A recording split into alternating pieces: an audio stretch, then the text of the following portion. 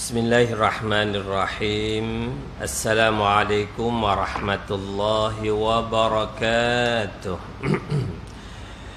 Untuk sama-sama mendapat kerahmatan, keberkatan dari Allah Subhanahu wa taala dalam kuliah maghrib kita pada malam ni, malah sama-sama kita mulakannya dengan Ummul Quran Al-Fatihah. أعوذ بالله من الشيطان الرجيم بسم الله الرحمن الرحيم الحمد لله رب العالمين الرحمن الرحيم مالك يوم الدين إياك نعبد وإياك نستعين اهدنا الصراط المستقيم صراط الذين أنعمت عليهم غير المغضوب عليهم ولا الضالين آمين. أعوذ بالله السميع العليم من الشيطان الرجيم بسم الله الرحمن الرحيم الحمد لله رب العالمين والصلاة والسلام على أشرف الأنبياء والمرسلين وعلى آله وصحبه أجمعين. اللهم نور قلوبنا بهدايتك كما نورت الأرض بنور شمسك أبدا أبدا يا أرحم الراحمين. اللهم فقهنا في الدين وعلمنا التأويل واهدنا صراطك المستقيم وصلى الله على سيدنا محمد وعلى آله وصحبه وبارك وسلم والحمد لله رب العالمين.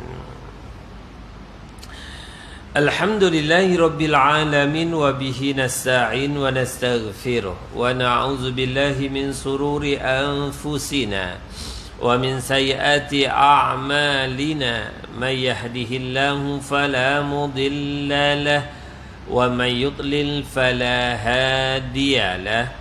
Asyhadu an la ilaha illallah wahdahu la syarika lah wa asyhadu anna Muhammadan abduhu wa rasuluh. Allahumma salli ala sayyidina Muhammadin tibbil qulub wa dawaiha wa afiyatil abdan wa shifaiha wa nuril absar wa diyaiha wa ala alihi wa sahbihi ومن تبعهم بإحسان إلى يوم الدين بعدد علم الله وزنة عرش الله ومداد كلمات الله بحق عظمة ذاتك يا أرحم الراحمين. أما بعد. Yang saya hormati kepada tuan-tuan imam, tuan-tuan Bilal, barisan kepimpinan surau ini. Seterusnya tuan-tuan haji, tuan-tuan, sahabat muslimin, muslimat, mukminin, mukminat, adik-adik, anak-anak yang dirahmati Allah sekalian. Syukur alhamdulillah dengan izin Allah Subhanahu wa taala kita pun melangkah di pertengahan bulan Rajab, hanya berbaki sebulan setengah saja lagi insya-Allah. Ramadan sebagai tetamu agung Allah, hadiah besar dari Allah untuk umat akhir zaman, umat baginda sallallahu alaihi wasallam, akan kita berpeluang sekali lagi jika Allah panjangkan umur untuk meningkatkan, menggandakan amal ibadat kita, khususnya sepanjang berada dalam bulan Ramadan itu nanti. Apapun tuan-tuan, sebelum kedatangan Ramadan, tanda-tanda orang yang menunggu-nunggu, menanti-nanti Ramadan itu untuk menggandakan amal ibadat bermula dari kedatangan Rajab dan Sya'ban. Jika kita dalam bulan Rajab dan Sya'ban ini memanfaatkan kedatangan Rajab dan Sya'ban ini untuk meningkatkan amalan kita, insya-Allah kedatangan Ramadan peluang keemasan yang tak akan dilepaskan. Tetapi jika sekiranya kita beranggapan kedatangan bulan Rajab seumpama biasa saja, begitulah kedatangan bulan Sya'ban dianggap biasa saja, maka bimbang apabila datangnya Ramadan yang begitu hebat itu pun dirasakan seperti biasa saja. Wa iyazubillah, dari hal itu terjadi dan berlaku dalam kehidupan kita. Mudah-mudahan Allah mentakdirkan kita semua diberikan kesihatan yang sempurna dan peluang berada bulan Ramadan untuk menggandakan amal ibadah yang terbaik, termampu untuk kita kerjakan, yang mudah-mudahan Allah menerima semua amalan kita nanti. Amin ya rabbal alamin. Tuan-tuan, untuk malam ni kita akan sambung perbincangan kita berdasarkan kitab Permata Tauhid, ilmu Tauhid ini. Kita masih lagi membicarakan tajuk yang ke-18 berkaitan dengan penafsiran iman, khilaf tentang pengucapan dua kalimah syahadah. Ya tuan-tuan, insya-Allah pada malam ni kita akan sambung halaman 78 bagi tuan-tuan yang ada kitab. Untuk sedikit rumusan pada siri yang lalu, soal keimanan itu perlu kepada tasdik, pengakuan. Pengakuan dengan penuh keyakinan seseorang yang perlu ada pada diri seseorang itu daripada hatinya. Dia buat pengakuan tentang ketuhanan Allah dan kerasulan baginda sallallahu alaihi wasallam, kemudian diucapkan dengan lisannya dan dibuktikan melalui amalan anggota tubuh badannya.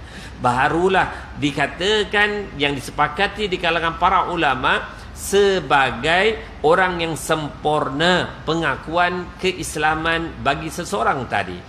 Di dalam perbahasan keimanan itu, bagi orang yang mengakui dia beriman, antara tanda-tanda dia benar-benar beriman, ia hendaklah meyakini, memperakui apa saja yang dibawa secara jelas, secara sarih oleh baginda sallallahu alaihi wasallam melalui pengakuan baginda, melalui pengucapan baginda, atau melalui tindak tanduk baginda adalah sesuatu yang diimani dan diyakini, dan tidak boleh dipersoal dan dipertikaikan sesuatu yang dibawa oleh baginda sallallahu alaihi wasallam. Pada siri yang lalu saya ada membacakan ayat di antaranya seperti dalam suratul Hasyr. Allah Subhanahu wa taala berfirman, a'udzubillahi minasyaitonir rajim, ma atakumur rasul fakhuzu wa ma nahakum anhu fantahu. Apa-apa jua perkara yang dibawa, yang disuruh oleh baginda sallallahu alaihi wasallam, amalkan. Buat, lakukan, amalkan.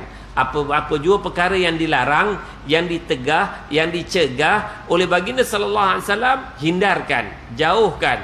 Ini antara yang telah pun kita ikuti pada siri yang lalu, dan wajib untuk kita meyakini bilangan rasul yang wajib diimani dan diyakini. 25 rasul itu tidak boleh dipersoal, dipertikaikan.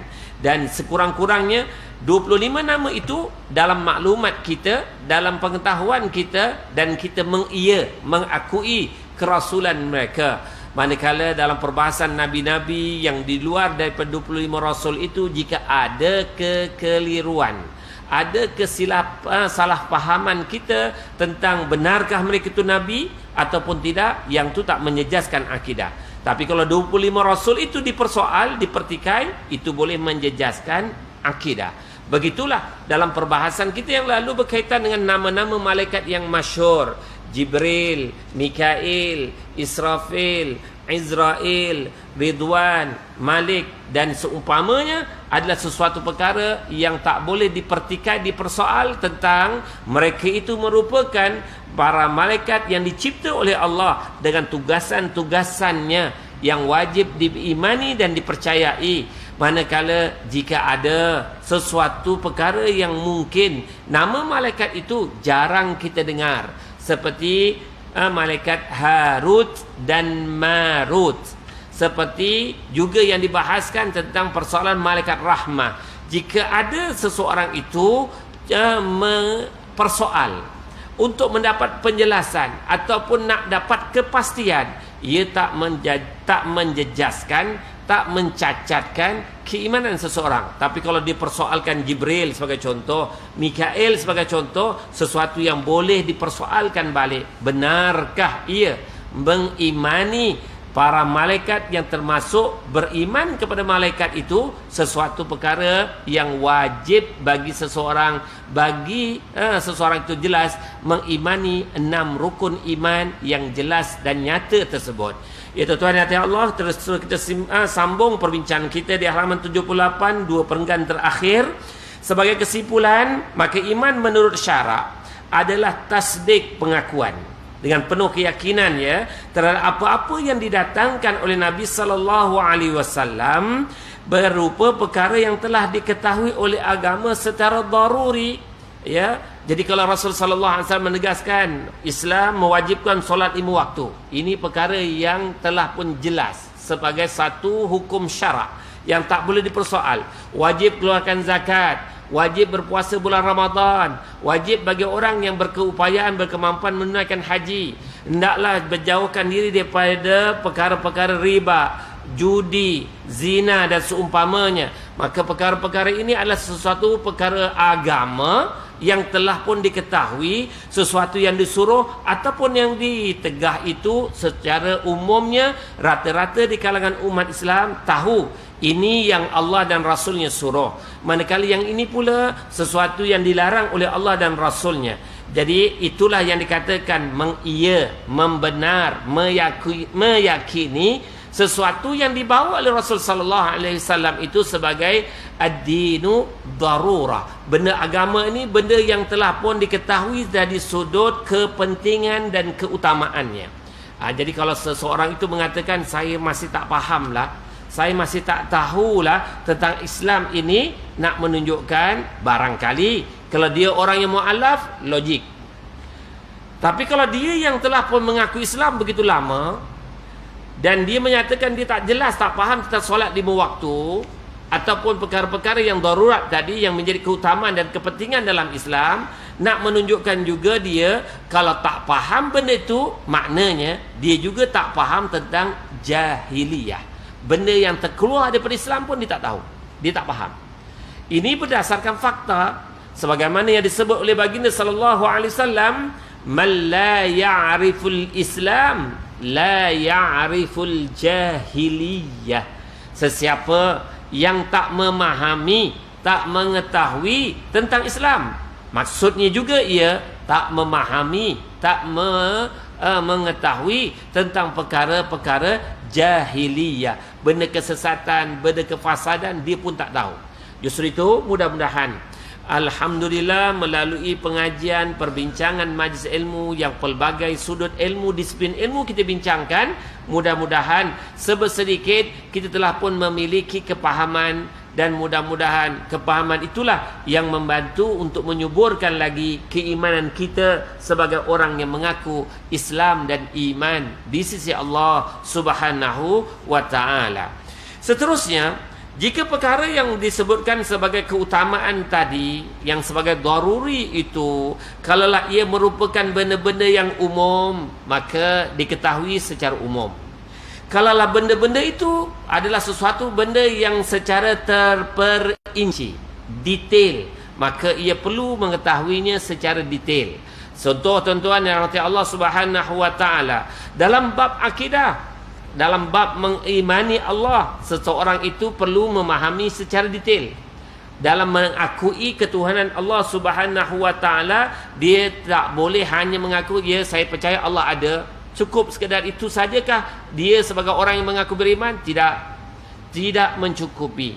Justru perlu untuk dia mendalami, mempelajari tentang hal yang berkaitan dengan ilmu tauhid. Ya, alhamdulillah kita telah pun mempelajari ilmu tauhid, kitab yang telah pun kita tamatkan yang lalu seperti kitab Akidah Ahli Sunnah wal Jamaah. Sebersedikit kita telah pun menjelaskan di mana benarnya Islam.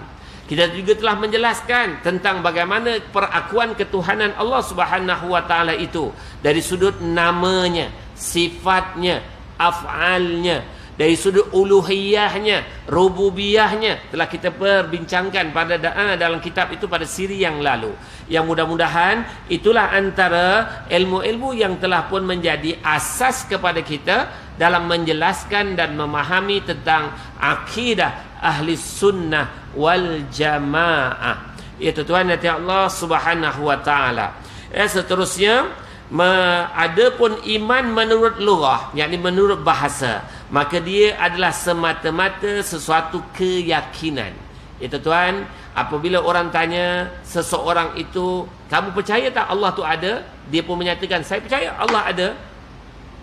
Apabila dia meletakkan bahawa keyakinan dia mempercayai wujudnya Allah, maka ia telah pun memenuhi kriteria, dia telah pun mentasdikkan, meyakini, mempercayai ketuhanan Allah Subhanahu wa taala. Justru pengakuan orang yang seperti ini datangnya daripada hati dan pengucapannya, dikira tak dia telah Islam? Dikira tak dia telah pun Islam dan iman?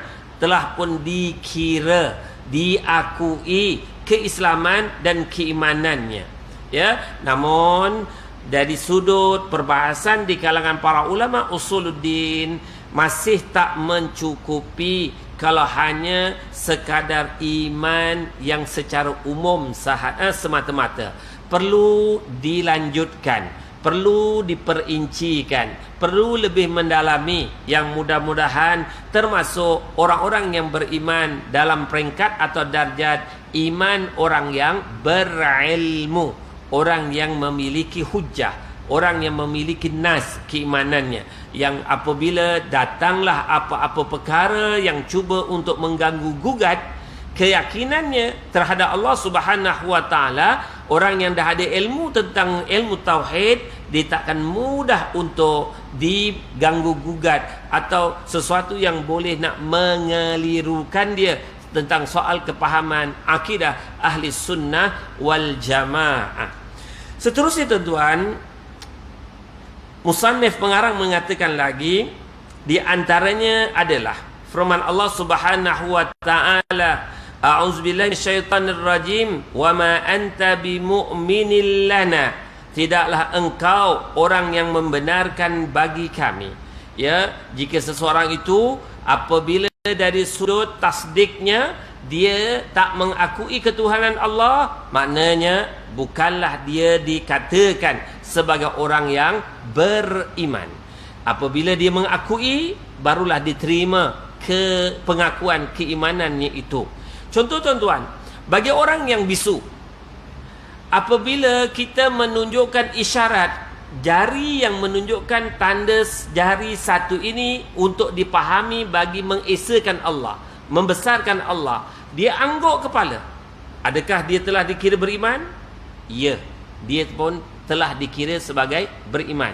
Keupayaan nak mengucap kalimah syahadah tak mampu, tapi pengakuan tasdik dia itu mengakui ketuhanan Allah dan keesaan Allah telah pun memberi bukti dia adalah orang yang beriman kepada Allah Subhanahu wa taala. Justru orang yang seumpama ini boleh tak diperakui keimanannya?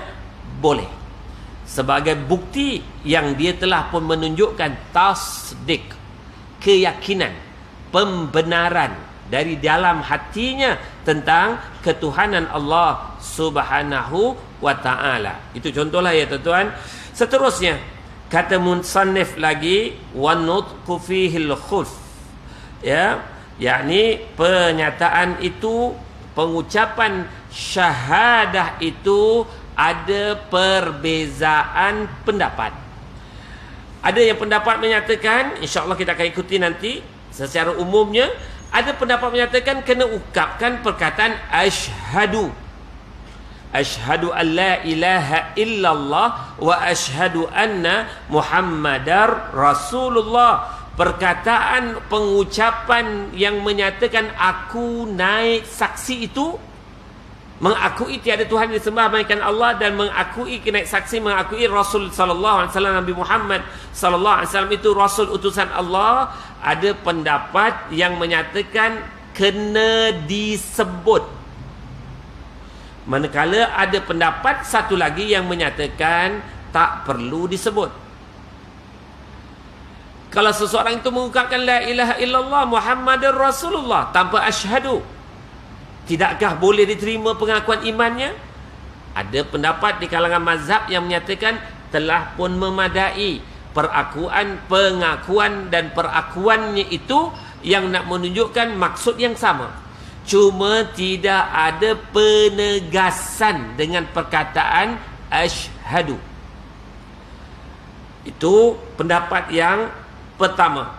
Pendapat yang kedua menyatakan bahawa kalau sekiranya tak disebut, tak boleh diterima. Ya, Nanti kita akan bahaskan apabila sampai ke perenggan yang berkenaan. Ada yang menyatakan lagi, adakah perlu dilafazkan kalimat syahadah itu, adakah semestinya? Tidak boleh, tidak. Mesti dalam bahasa Arab, atau boleh diterima menggunakan bahasa ibunda masing-masing. Nanti insya-Allah kita akan bahaskan tentang persoalan itu. Cuma gambaran umum yang dimaksudkan wan nutqu fihil hurf itu, itulah perbahasan yang akan disentuh dalam perenggan yang berkaitan dengan penyataan ini. Ya, dalam hal mengucapkan dua kalimat syahadah, bagi orang yang mampu terhadap khilaf di kalangan para ulama, ya, dan tafsilannya ada pada bait berikutnya. Nanti dalam perbahasan yang akan datang akan adalah menyentuh tentang lebih lanjut persoalan berkenaan. Berbeza halnya orang yang tidak mampu seperti akhras, yakni orang bisu, maka tidaklah dia dituntut untuk mengucapkannya. Yang ni jelas. Bagi orang bisu tak perlu. Bagi orang yang mampu nak bercakap, mengucap, perbahasan ni yang itulah perbezaan. Ya, Maha suci Allah Subhanahu wa taala yang mentakdirkan manusia yang ditarik nikmat panca indera, lazimnya Allah menarik panca indera yang ada satu dari panca indera yang ada. Kalau Allah tarik lisan ni saja, mata boleh nampak, ya, biasanya begitu. Biasanya lisan dengan telinga lah, dia bersekali, biasanya gitu. Itu yang menyebabkan dia menjadi bisu, biasanya begitu. Tapi kalau biasanya ditarik nikmat mata, mulut dan telinga mendengar. Adilnya Allah Subhanahu wa taala. Jika ditakdirkan seorang manusia itu panca inderanya lisan, mata, telinga, ketiga-tiganya ditarik, ada hukum taklifi tak untuknya? Jawapannya tidak. Orang nak tunjuk pada dia isyarat, mata tak nampak. Orang nak berbisik di telinga, telinga tak dengar. Dan orang nak bercakap dengan dia pun tak boleh nak menjawab perbualan percakapan. Jadi kalau sekiranya tiga panca indera ni sekaligus Allah ambil, maknanya dia sebagai ahlul fitrah. Dia sebagai orang yang tidak ada hukum taklifi. Tapi setakat pengetahuan saya, pengamatan saya, setakat yang saya tahu dekat dunia ini, setakat ni tak pernah ditemui lah, setakat pembacaan saya, pengamatan saya, tak pernah ditemui insan yang Allah tarik ketiga-tiga panca indera itu. Ya, namun yang lazimnya kebanyakan, sama ada Allah tarik nikmat mata, diberi nikmat mulut dan telinga, atau Allah menarik nikmat mulut dan telinga tetapi masih dia mampu melihat apa yang ada di sekelilingnya. Oleh itu, dalam persoalan orang yang bisu tadi, berbalik pada soalan tadi, tak perlu pengucapan. Ya, cukup dengan hanya memberi sama ada perakuan tunjuk isyarat, atau kalau dia belajar menulis, maka dia boleh memberitahu melalui tulisannya dia beriman wujudnya Allah. Maka telah pun diterima perakuannya sebagai orang yang beriman. Itu tuan yang dirahmati Allah Subhanahu wa taala. Seperti juga halnya orang yang tertimpa kematian sebelum dia mengucapkannya dengan tanpa menunda-nunda, maka dia mukmin di sisi Allah Subhanahu wa taala. Walaupun menurut pendapat bahawa mengucap itu adalah syarat sah atau sebagai satar, yakni bahagian daripada iman tersebut. Tuan-tuan, katakanlah kita sedang berbincang dengan seseorang yang non-Muslim.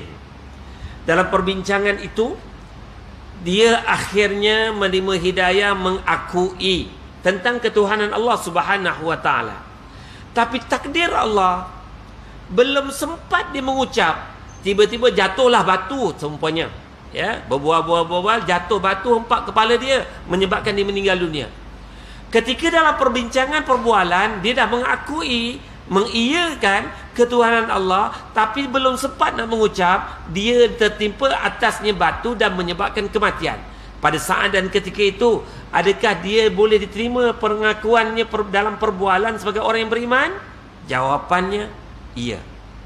Walaupun dia belum melafazkan ucapan syahadah, tetapi dalam perbualan itu dah mengakui, saya percaya apa yang awak cakap tu tentang kebesaran keagungan Allah logik. Saya percaya benda tu. Tiba-tiba, katakanlah tuan-tuan, contoh orang lastik burung, batu yang di lastik burung tu tak kena burung, kena kepala orang tu, menyebabkan si fulan tu meninggal dunia. Contoh, adakah dia dianggap telah beriman? Ya, dia telah pun dikategorikan beriman walaupun belum sempat memberi pengucapan. Seterusnya tuan-tuan, lain halnya orang yang mampu dan melalaikannya. Dan tempat khilaf ini ada pada kafir asli yang hendak masuk ke dalam Islam. Ya tuan-tuan, hati Allah, bagi orang yang memang kafir daripada kelahirannya, maka kalaulah pengakuannya itu nak diterima, maka dia dalam keadaan mampu untuk mengucap. Tetapi dalam perbincangan itu dia masih lagi degil atau enggan untuk memperjelaskan pengakuan keislamannya. Yang dalam kategori inilah seseorang itu mesti kena mengucap kalimah syahadah secara sukarela, tanpa dipaksa. Sebab tu tuan-tuan yang hati Allah Subhanahu wa taala, apabila katakanlah ada seseorang yang datang ke surau ini, contoh dia kata dia nak masuk Islam, kena pastikan dia nak masuk Islam itu adakah dalam keadaan sukarela atau ada unsur paksaan. Yang barangkali lah, contoh dia berhutang dengan orang Islam, contoh, ya, dan tak mampu nak bayar, ya, sekadar contoh.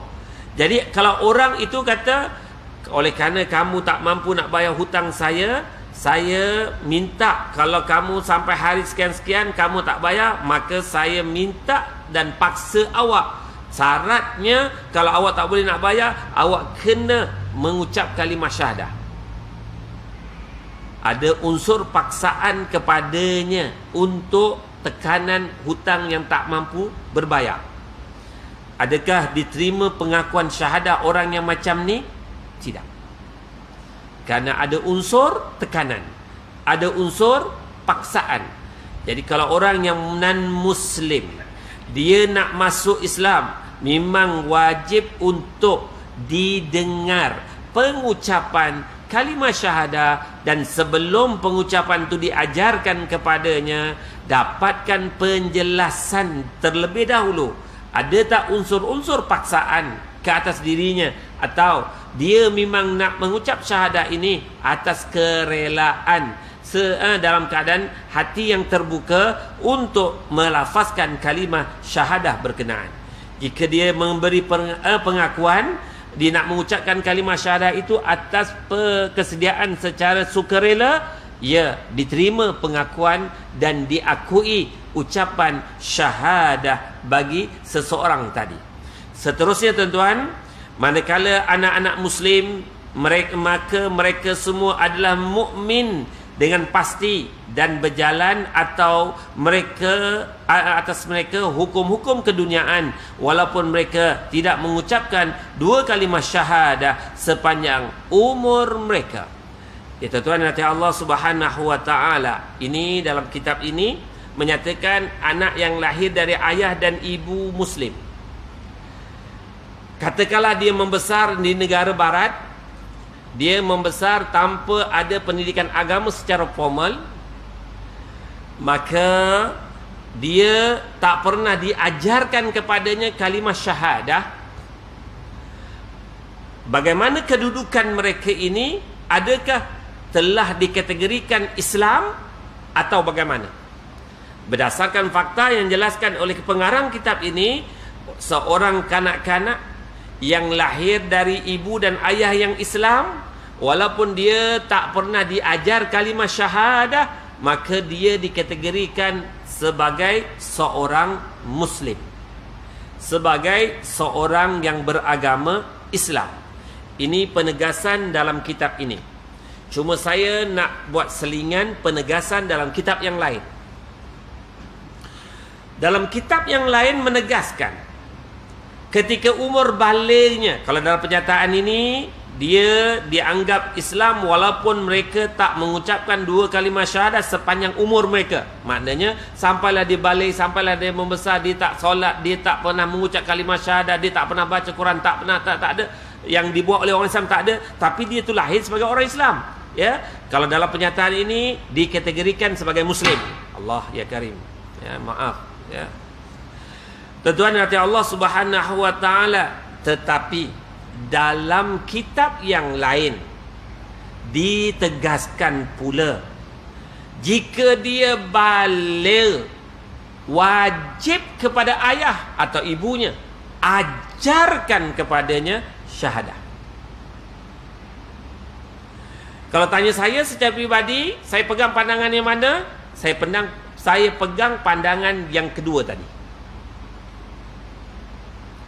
Apabila dia balik, betul tak diajarkan solat, tak diajarkan puasa, Quran pun tak diajarkan, tetapi untuk meletakkan dia tu betul-betul Muslim, ketika umur baliknya, walau sekali, wajib diajarkan syahadah. Dia tak solat, dosa saja. Dia tak berpuasa, berdosa. Tapi kategori Islamnya, diakui Islamnya. Saya berpegang pada pendapat itu. Ya, saya berpegang kepada pendapat itu. Walaupun dalam kitab ini menyatakan yang sebaliknya. Ya, jadi dalam hal ini, dalam perbahasan ilmu, boleh kita berbincang, boleh kita berbahas, dan kita melihat mana pendapat yang lebih kuat, mana pendapat yang lebih kukuh. Seperti penegasan yang kedua itu tadi menyatakan, seperti seseorang yang mengakui kerasulan Nabi Muhammad sallallahu alaihi wasallam, jika dia tak pernah berselawat sekali, macam mana nak diakui dia menerima, mengakui kerasulan Nabi sallallahu alaihi wasallam? Jadi apabila dia bersyahadah dan berselawat sekali kepada baginda sallallahu alaihi wasallam, maknanya benarlah pengakuannya, mengesakan Allah dan mengakui kerasulan Nabi sallallahu alaihi wasallam sebagai nabi akhir zaman. Oleh itu ya tuan-tuan yang hati Allah Subhanahu wa taala, sekali lagi saya nak tegaskan, saya berpegang kepada pendapat yang kedua yang dibahaskan dalam kitab-kitab yang lain. Seterusnya tuan-tuan yang hati Allah Subhanahu wa taala, dan mengenai dua kalimah syahadah itu haruslah dengan lafaz asyhadu serta mengulang-ulangnya. Ini pendapat yang menegaskan, kena ada perkataan asyhadu. Tak cukup dengan perkataan la ilaha illallah Muhammadur Rasulullah. Ini nak menunjukkan penegasan daripada mereka, dan tidaklah disyaratkan mendatangkan huruf ataf, ya, seperti perkataan asyhadu alla ilaha illallah wa asyhadu. Perkataan wa asyhadu itu sebagai satu sambungan kepada pengakuan yang pertama.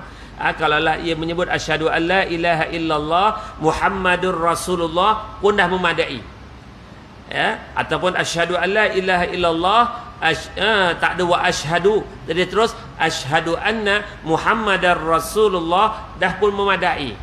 Ya, ini pendapat yang pertama. Maka tidaklah cukup menggantikan lafaz asyhadu dengan yang lainnya, miski dengan lafaz-lafaz yang muradif, yang bersamaan, kerana ada padanya maksud ta'abbudi. Kerana perkataan asyhadu itu, mengikut pendapat mazhab yang pertama ini, tanda pengakuan sebagai tanda pengabdian. Maka sebab itu mereka berpandangan dan berpendapat kena sebut asyhadu. Tak boleh tukar dengan penyataan bahasa ibunda masing-masing. Kena, maksudnya di sini kena ucapkan dengan kalimah Arab itu juga. Tak boleh diucapkan aku naik saksi tiada Tuhan yang disembah melainkan Allah. Kena disebut asyhadu alla ilaha illallah wa asyhadu anna Muhammadar Rasulullah. Jadi pendapat yang pertama ini dia menyatakan agak rigid, tegas, tak boleh tidak kena sebut. Ya. Dan haruslah tertib dua kalimah syahadat itu serta berturut-turut. Dia tak boleh mulakan dulu dengan asyhadu anna Muhammadar Rasulullah baru asyhadu alla ilaha illallah. Tak boleh. Ya, pendapat yang pertama ini menegaskan kena mulakan keimanan kepada Allah baru diikuti dengan kerasulan baginda sallallahu alaihi wasallam. Subhanallah. Silakan Bilal.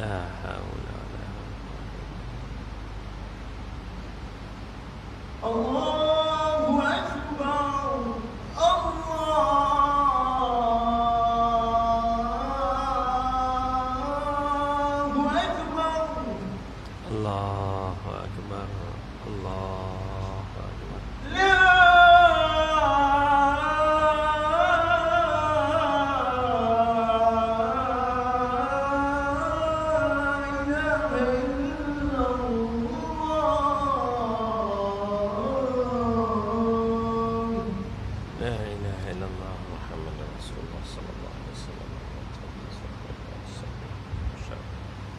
Innaka la tudhi'u. Ya tuan-tuan yang rahmati Allah Subhanahu wa taala, jadi penyataan yang ada tadi bahawa mereka hendaklah melafazkan kalimah syahadah itu berturut-turut dari kalimah asyhadu an la ilaha illallah wa asyhadu anna Muhammadar Rasulullah, tak boleh diasing, tak boleh dipisahkan. Barulah diterima pengakuan keimanan bagi seseorang tadi.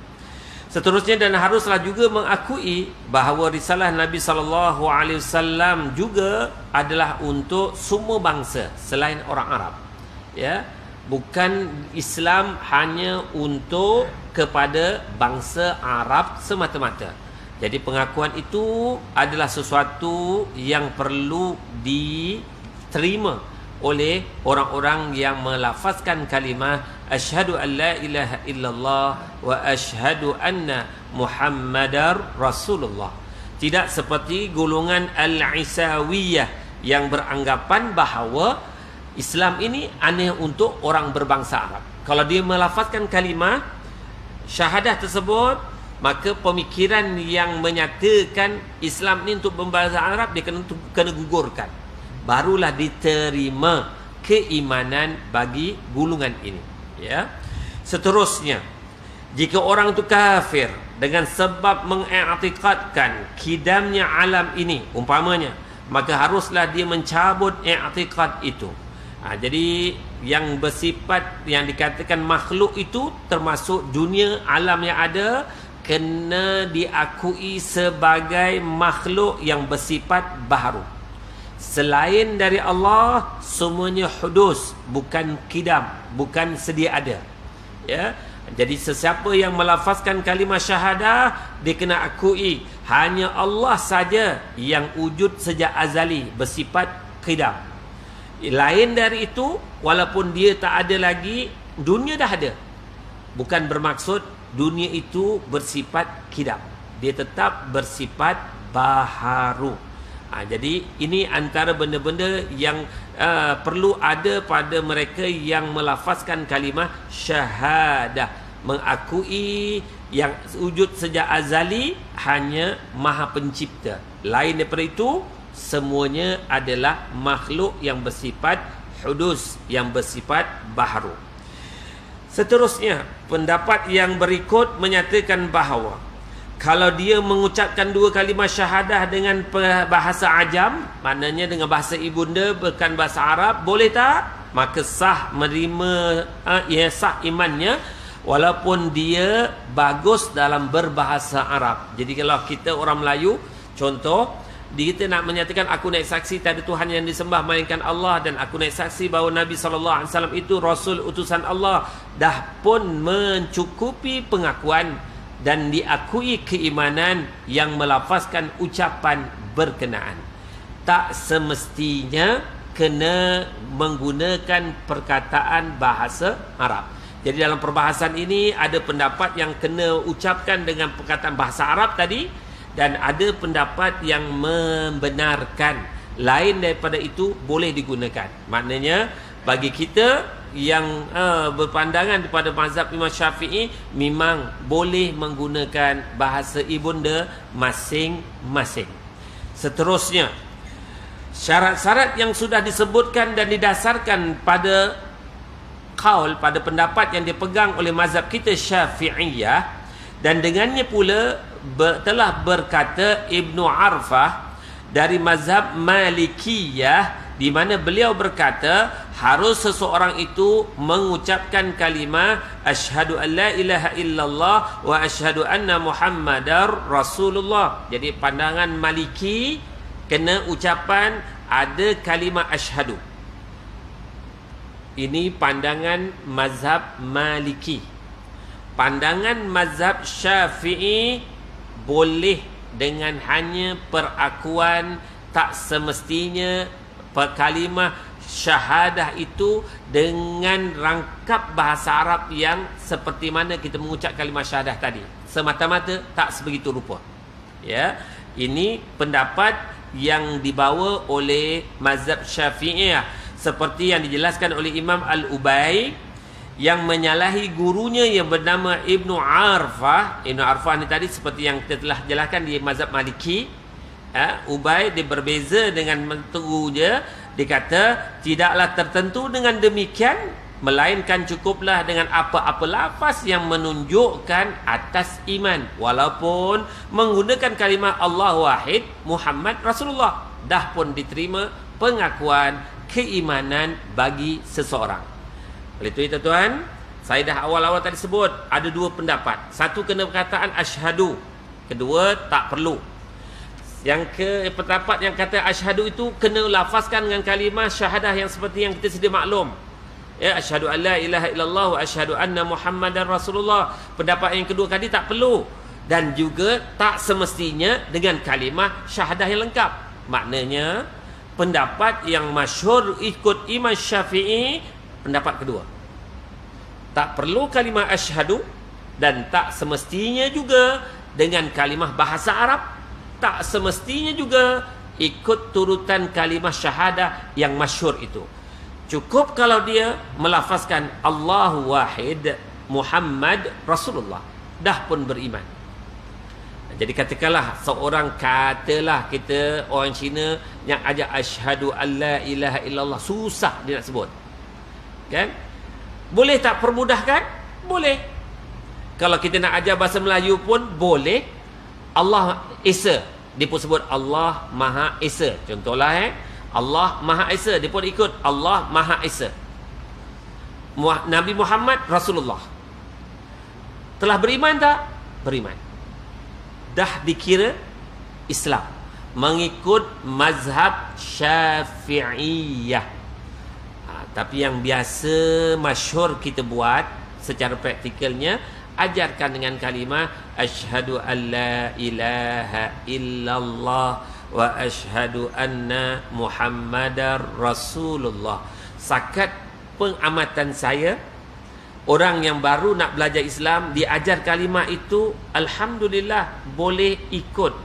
Tapi tak bolehlah kita ajarkan dia asyhadu alla ilaha illallah ikut. Janganlah buat macam tu. Gunalah sepatah memudahkan dia. Ya.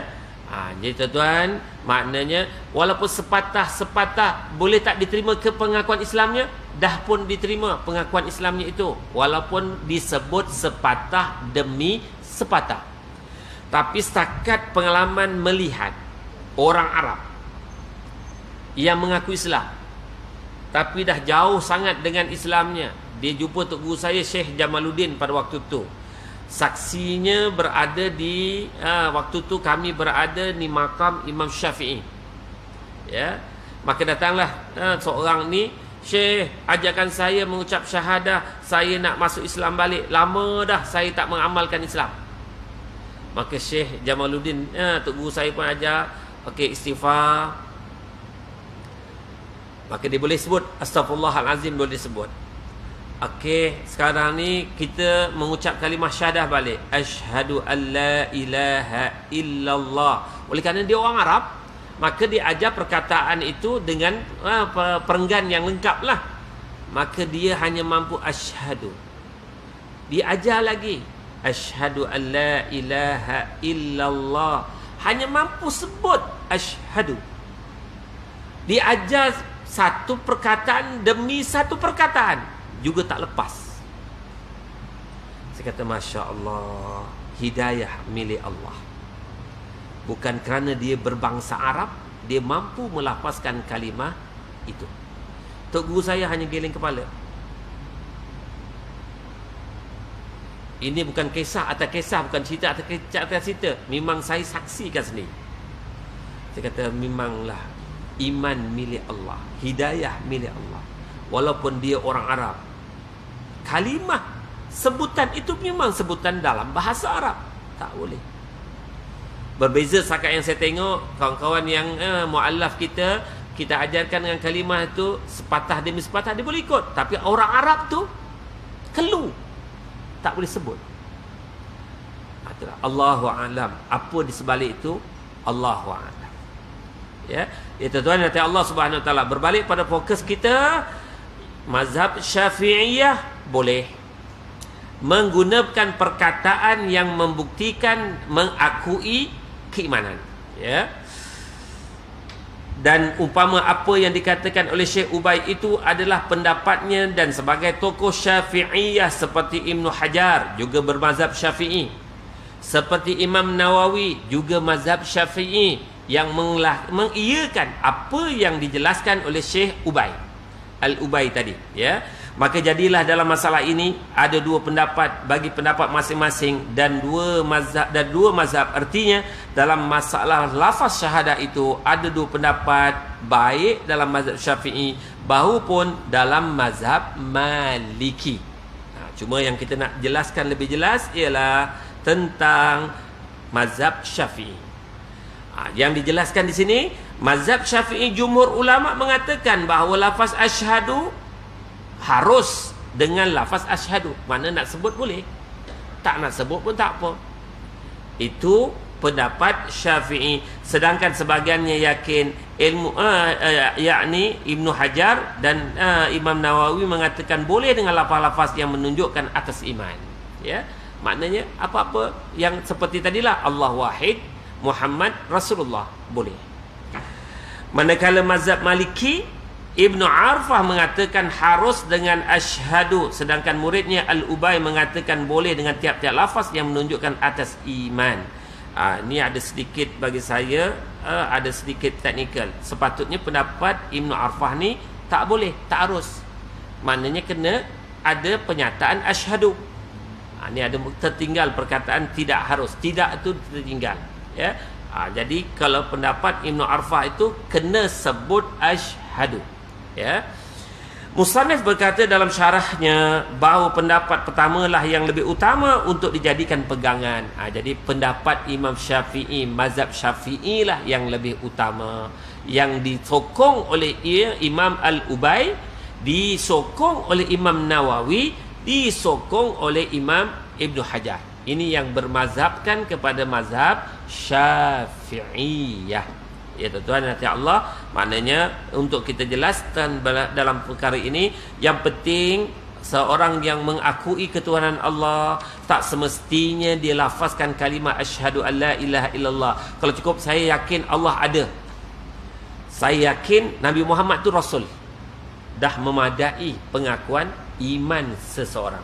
Cuma tak, kalau tanya dari sudut mana yang lebih afdal, kalau tanya yang lebih afdal, mestilah dengan pengucapan syahadah yang sempurna. Itu yang lebih afdal.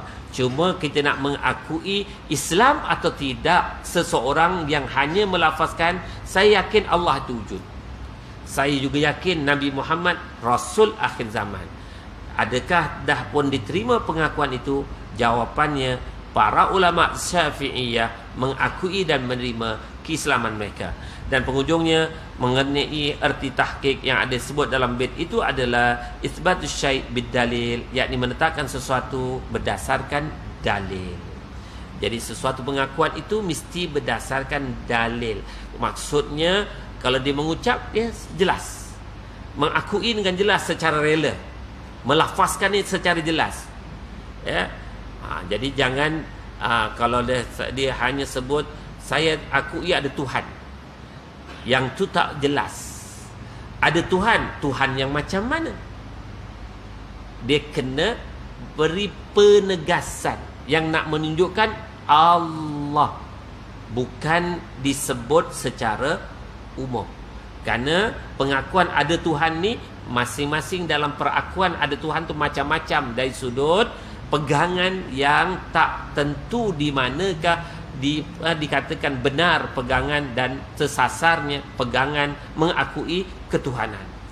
Jika khilaf ada di antara dua golongan tersebut, sama-sama ditetapkan juga berdasarkan dalil. Oleh itu ya tuan-tuan, dah jelas pandangan yang masyhur untuk dipegang berdasarkan kepada pengarang ini yang bermazhab Syafi'i, maka peganglah kepada mazhab Syafi'iyah. Allahu a'lam ma a'lam, wallahu khairum mimma la a'lam. Jika ada perbincangan tuan-tuan, kalau saya boleh bagi respon dengan izin Allah, saya cuba. Tak mampu, minta maaf banyak, mohon tangguh. Wallahu a'lam.